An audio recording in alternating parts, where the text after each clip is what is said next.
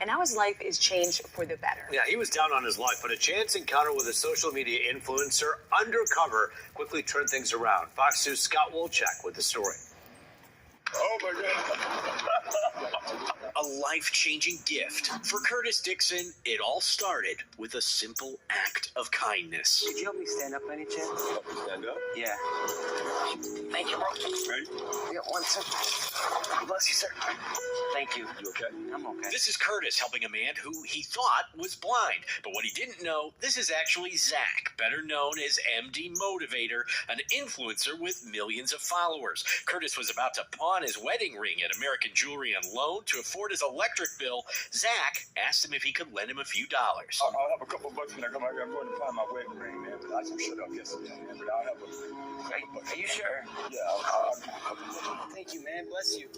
And when Curtis returned, He tells me he's not blind. I'm like, whoa.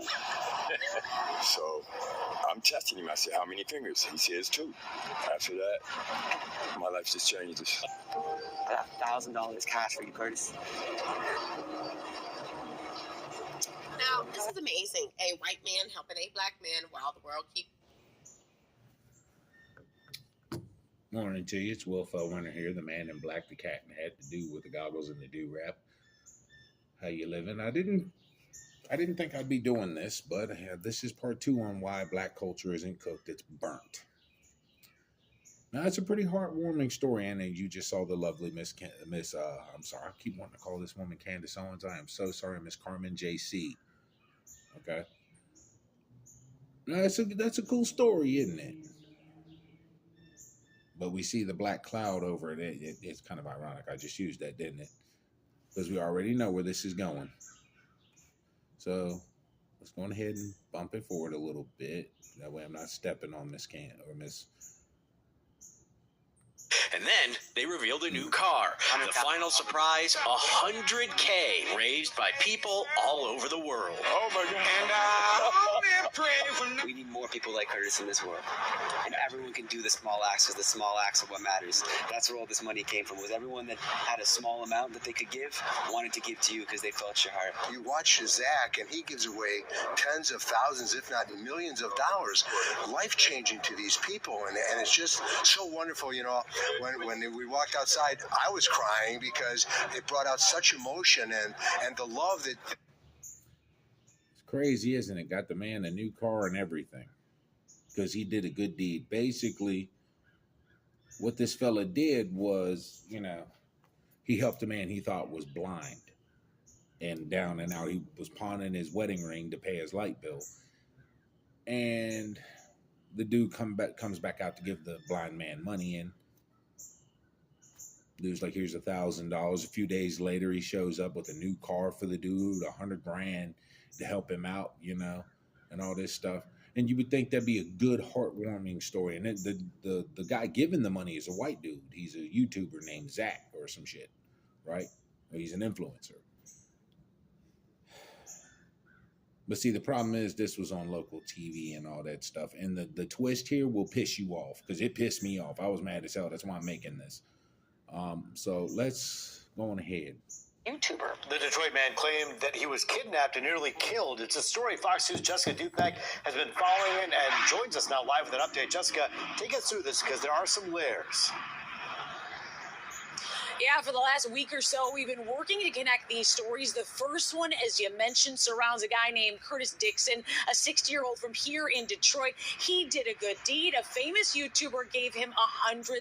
Then about a week and a half later, another story you saw on Fox 2. He is connected to that. Curtis, allegedly the victim of a pretty unbelievable crime spree.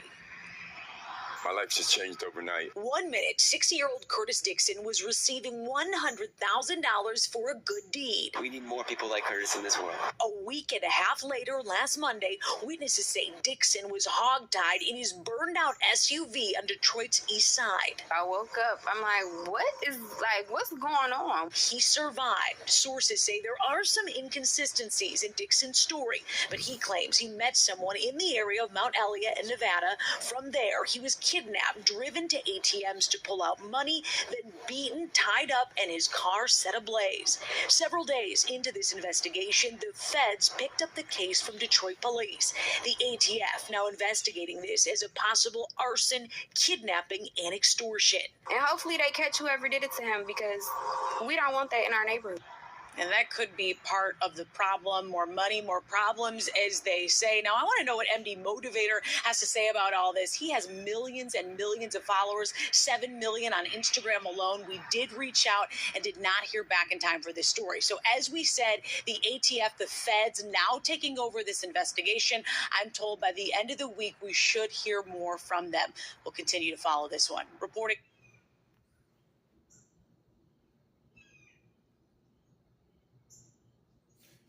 Go out here, you do a good deed, and this is what happens.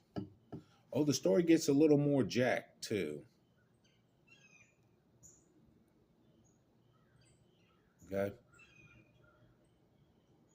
This is why I keep telling mixed people the black culture isn't cooked, it's burnt. Because it's excessively predatory. You can't even go out here and do something good for somebody, be rewarded without some nigga running up to rob you, to kill you, to attack you, to burn your car, to harm your family. Okay? This crab in a bucket mentality that goes on. And let me tell y'all something. Y'all young kids, you might not know this, but again, I've been around since the 1980s. This is nothing new for black people. This is nothing new. All right? But the story gets even more fucked up. Okay? It's been passed. I can cuss now. This is some old bullshit right here. Okay, and this is why black people, you're getting your just desserts. Okay, it's not just the music that's messed up, it's black mentality. It's how black people treat each other. Even Tupac said it's time for a change. It's time for us to change how we eat. It's time for us to change how we live. It's time for us to change how we treat each other. Who killed Tupac? Yeah. So let's push this story, because this next part's pretty fucked up. Car, his wife tied up during a home invasion.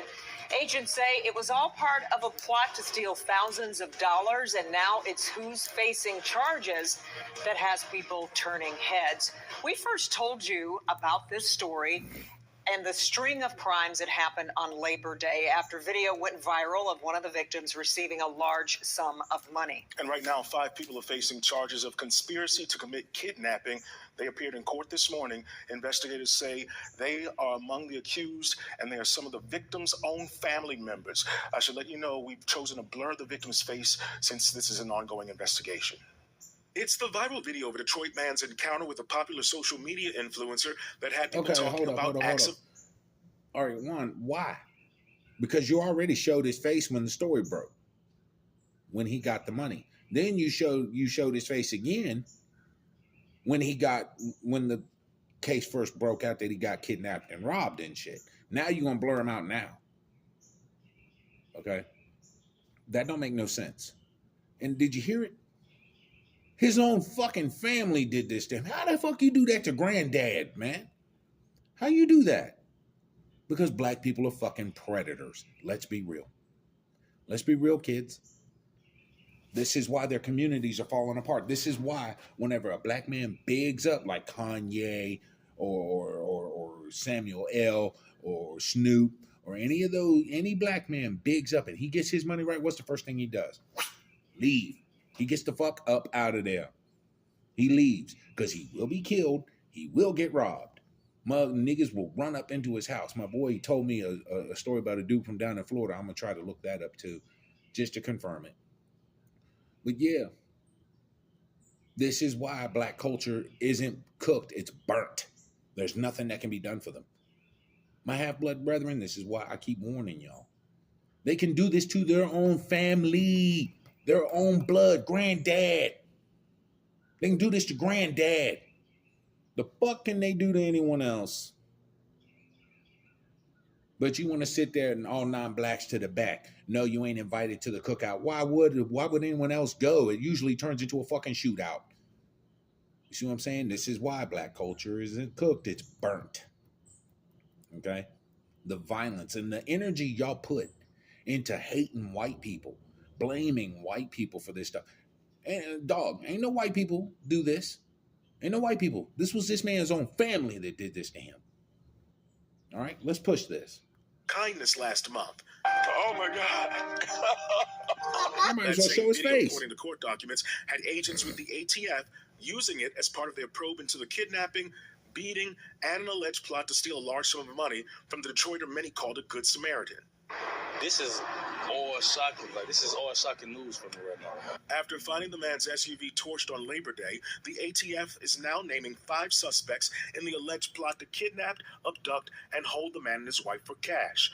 Roland Terrell Chapman, the victim's the Big nephew, Mama too. Laker Lopez Martinez, Aisha Ann Stroman, Danikia Janice Stroman, who investigators say may also be a relative, and Kenneth Paul Anderson. To find out that his own family got something to do with that, that's heartbreaking, man. Agents say they spent 1 month gathering evidence, which included phone calls between Chapman, channel, his Miss brother Carmen who's in JC. jail, Give her and some mom love. discussing the large sum of money. Agents say on December 1st, Lopez Martinez told the man she was having car trouble and needed a ride. Once they arrived on Detroit's east side, more suspects allegedly appeared with guns. That's when investigators say That the shit was attackers black. tied up the victim, pulled his shirt over his head, robbed him, and threatened to kill his wife. A short time later, 2 other armed suspects allegedly ambushed the couple's home, tied up the man's wife, and stole a safe. You see the 2 bloated land whale creatures that were walking around in that too?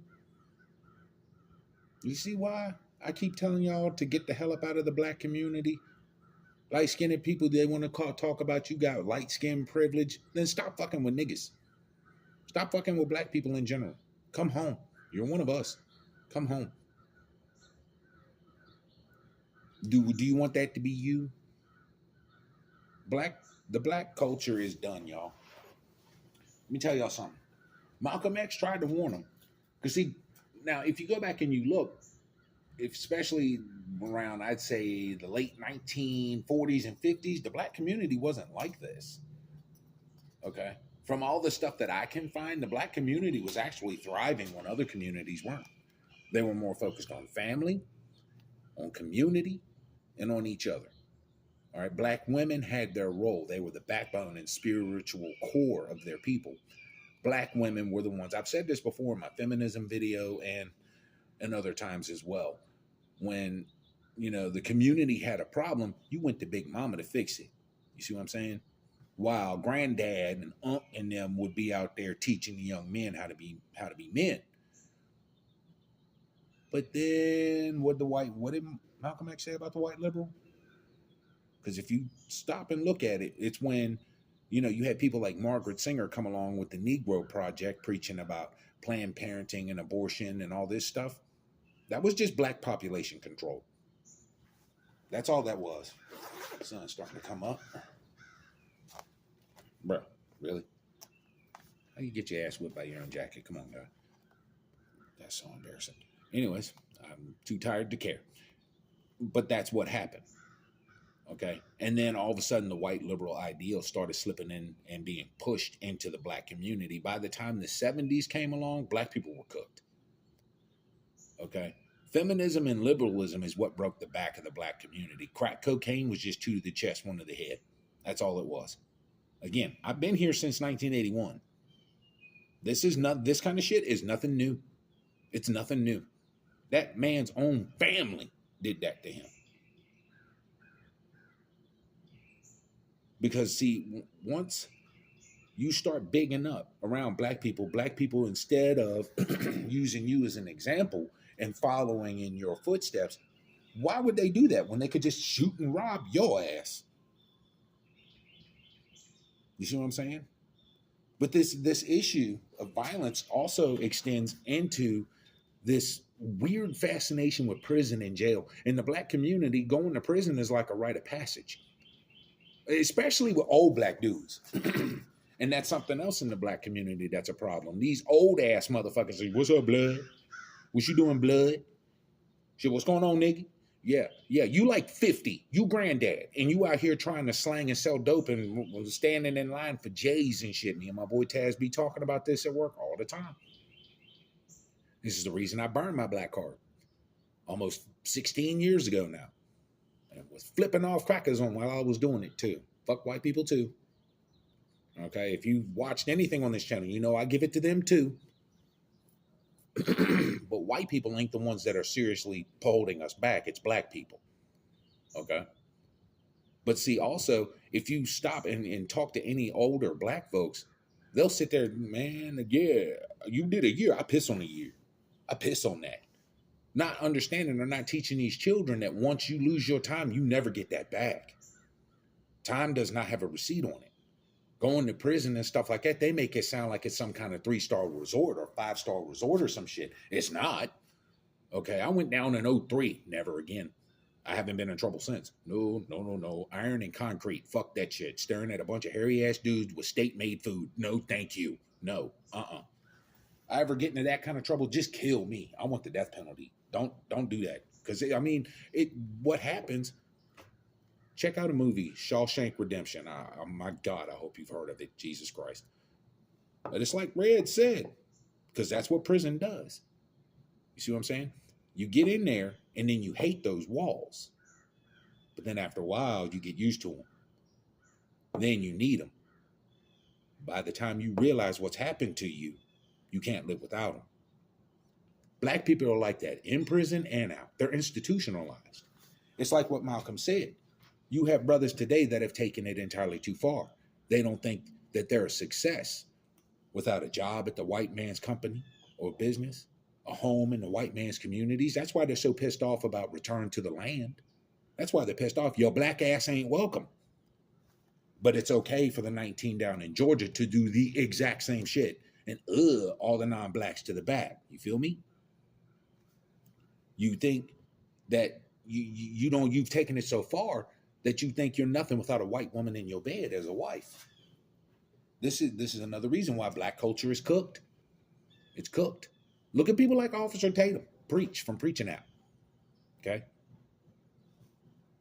And will get mad when you say something. Yeah, and the reason why they get mad is because you betrayed your own race. You bred outside of your own kind, especially with a white woman. Okay? At least I'm part cracker, and I don't mess with white women. Okay? These dudes, however, it wasn't even, y'all want to bring up the past. That's another problem with the black community as well. They want to live in the past. They don't want to move forward. They want to talk about slavery and all this stuff, but they only want to talk about the slavery they know they can beat white men over the head with. The problem is, I want y'all to look up an event. There was a movie made about it. Rosewood, Florida, 1922 or 23. I'm sorry. Yeah, one white woman said a black man did something to her, but they used the N-word. This is YouTube. I don't know if I can say that too many times. 200 blacks were slaughtered in 4 days. One white woman. This is what I said about feminism. Before the 1960s, in the 1950s and back, all right, a white woman could say, well, Emmett Till, a white woman can say you did something and you was hanging out of that tree, and my God, you better pray that rope was around your neck, because if it wasn't, Stone Temple Pilots, my favorite song from them is called Creep. And the chorus, I'm half the man I used to be. Feel me? And by the 60s, black men were jumping into bed with them. What I tell you in my feminism video, you think these white devils is your friend. Come out here to the country and you'll see. Now, maybe in the big city and stuff, all the mixing and stuff doesn't happen. Come out here and your black ass will find out just how outnumbered you are by us. Black culture isn't cooked, y'all. It's burnt. The feminist, the white liberal, and YNs and N-words, all right, because I'm really not trying to get myself in too much trouble here. They're the ones who cooked it. Black people did most of this to themselves. It's like Bubba Sparks says, the self-inflicted wounds that ache and ail me. Trust me, I can relate. You see what I'm saying? Y'all gonna keep on following black culture. You're going to keep on and you're going to wind up dead just like them. Even a rat knows when it's time to jump ship. Okay? My half-blood brethren, black people are basically the lesson on what not to do. Never trust anything that comes out of a white liberal's mouth. Never, ever prey upon your own kind. Loyalty above all else. You see a mixed race brother in trouble, you get your ass over there and help him. You never side with no white, black, yellow, brown, or any other kind of men or women over your own. We handle the idiots in house. It's like that brilliant young man who created the Boondocks said. Black people have always operated on a moral currency. Let me be the second to tell you that fucking account is empty. Okay, black people? Because even us breeded is fucking tired of your shit. And it's not just black fatigue, okay? We've been tired of it for a long time. It's just I'm the only one that's willing to step up and say anything and try to band our kind together. There comes a point, y'all. You can keep on listening to this shit, all the non-blacks to the back. And you're going to wind up dead just like them. My name's William Fellwinter. It's nice to meet you. Y'all live well and be safe out here. As long as Trump is in that office, people going to keep lashing out and being stupid. Y'all take care.